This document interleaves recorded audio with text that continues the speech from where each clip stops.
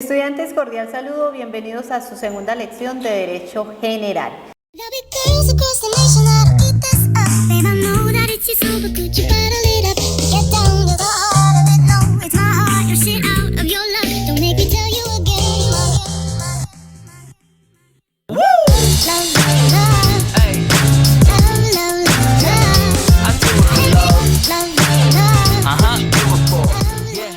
En el día de hoy vamos a hablar sobre los principios generales del derecho, entendidos estos como enunciados normativos que son generales, que sin haber sido incluidos en un ordenamiento jurídico como tal, se entienden que forman parte de estos fundamentos normativos y de otros enunciados jurídicos que se rigen de manera abstracta, pero que de una u otra manera pertenecen a ellos. ¿Y cuáles son esos principios generales del derecho? Son el principio de la buena fe, el principio de la apariencia del buen derecho, principio de simulación, principio de abuso del derecho, principio de responsabilidad civil, principio de imprevisión, principio de enriquecimiento injusto, principio de fraude a la ley y principio de error común. A continuación los vamos a especificar uno a uno para que sea más entendible. Iniciamos con el principio de la buena fe.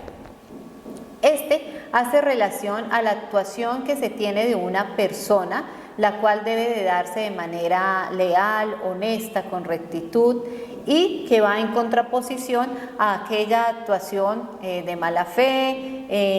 que a su vez es entendida como que quiere obtener ventaja o ciertos beneficios de la conducta que se va a ejecutar. La Corte Constitucional colombiana ha considerado que este principio del derecho sea un postulado constitucional. ¿Qué quiere decir esto? Que la aplicación y la proyección obedece a una función integradora del ordenamiento y regula entonces las relaciones entre los particulares y estos con el Estado. Nuestro segundo principio es el principio de la apariencia del buen derecho y consiste en la presunción de la existencia de un fundamento legal que implica un conocimiento previo o preliminar del juez con el objeto de resolver una situación o conflicto acerca de una disputa que se esté llevando a cabo donde se está ejerciendo la vulneración de un derecho. Caso en el cual se debe existir una presunción sobre la existencia de ese fundamento legal para prevenir que se consume ese daño irreparable y entonces se sufra un daño a la persona que está invocando la afectación. Entonces el juez tiene la oportunidad o la posibilidad, con base en eso, a que se pueda decretar una medida cautelar con el fin de salvaguardar el acto o el derecho reclamado. Nuestro siguiente principio es el principio de simulación y este hace relación a que entendía esa simulación como una declaración ficticia de la voluntad de las partes, donde se finge la verdadera intención o la verdadera voluntad del acto que se está llevando a cabo, con un fin establecido para ellos. Entonces decimos que la causa del negocio que se está llevando a cabo, que se está realizando, es inexistente. Para dar un ejemplo de entonces nos referimos a aquella simulación de contratos, donde, por dar un ejemplo, hay un deudor que debe ciertas prestaciones económicas, entonces con el fin de insolventarse y no cancelarle a sus acreedores, pues realiza una figura de una venta ficticia, donde se lleva a cabo una promesa de venta para sacar algún bien de su patrimonio y de esta manera pues quedar insolventado y no le ejecuten por la deuda que tiene. Nuestro siguiente principio es el principio de abuso del derecho y consiste en el ejercicio indebido o excesivo de los derechos de una persona sobre otra esta última que pueda causar perjuicios y que esté viéndose afectada. Entonces, ejemplo, cuando se ha llevado a cabo ciertas obras ilegales y se han permitido que se lleve a cabo estas obras ilegales y los vecinos del conjunto residencial contiguo lo permiten, pero pasado un tiempo, entonces alguno de estos habitantes de ese conjunto residencial deciden iniciar una acción en contra de uno de los habitantes que han poblado ese lote abandonado, ese lote contiguo al conjunto residencial. Entonces, des en cuenta que a pesar de que tienen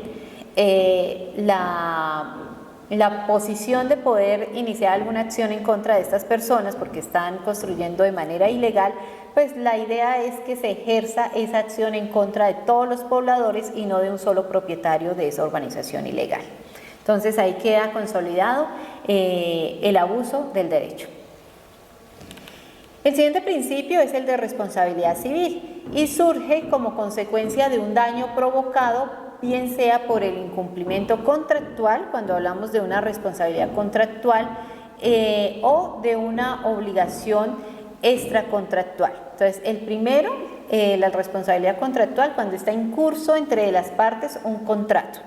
Y el segundo, cuando no existe un contrato previo, es decir, el de responsabilidad civil extracontractual.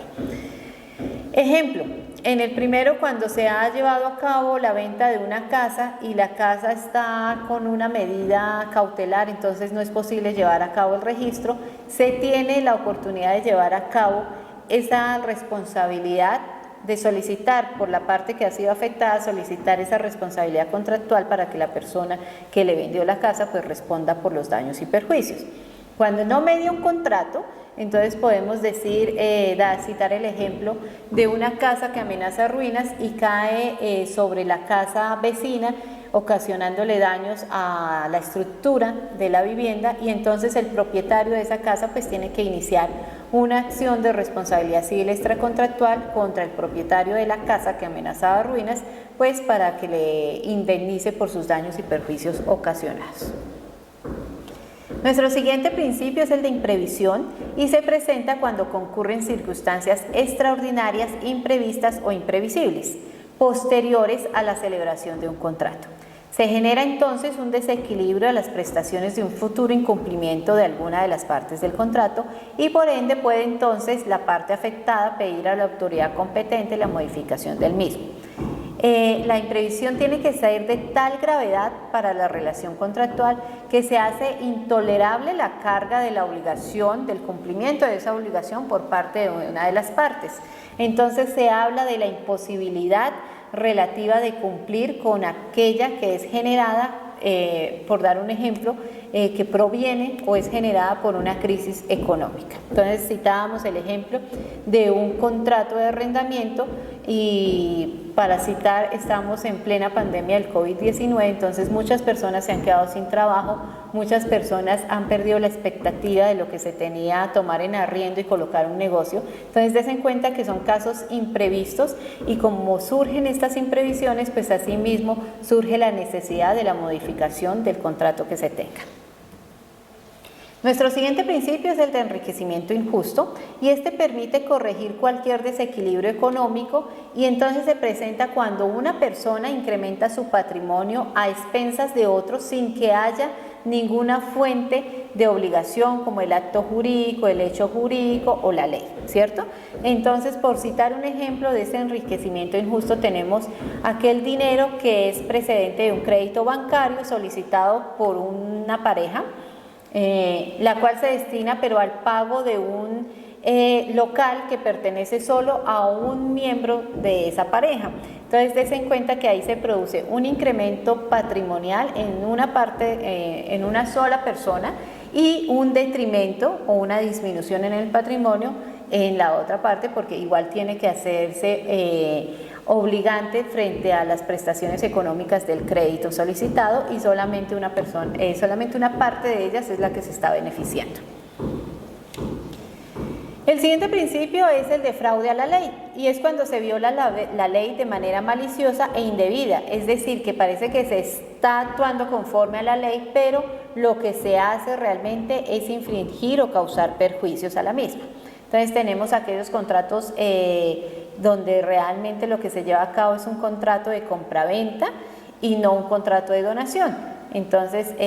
si bien es cierto, la abuelita le dona de pronto un local a uno de sus nietos, cuando van a llevar a cabo la escritura, entonces dicen no lo hagamos por donación, por la figura de donación, porque hay que pagar mayores gastos notariales, mayores gastos de registro, entonces hagamos el tema por escritura de compraventa y ahí se está haciendo un principio de fraude a la ley. Y por último tenemos el principio de error común, donde les recomiendo, para citar el ejemplo y sea mejor entendido, la sentencia T090 del 95, que hace relación a la expedición de un registro civil de nacimiento de la persona que es accionante, el cual quedó sin una firma de la autoridad competente, y esto le ocasiona al accionante una serie de dificultades que no son por su culpa, sino por la culpa o el error de un tercero, y ahí se explica completamente lo que hace relación a este principio, el cual tiene como fundamento la protección contra la ley misma a la persona que no ha tenido ninguna culpa. Por lo tanto, lo que se busca con esto es proteger a terceros de buena fe, reconocer efectos jurídicos trascendentales con apariencia de derecho, de la cual se ha derivado un error invencible y ha hecho ceder ante ella la realidad jurídica como tal. Como les dije en el encuentro sincrónico, pues es muy importante la lectura de esta sentencia, es muy fácil de leer, es cortica y les queda completamente claro este principio. Con esto damos por terminado nuestra segunda clase de Derecho General. Que tengan un feliz día.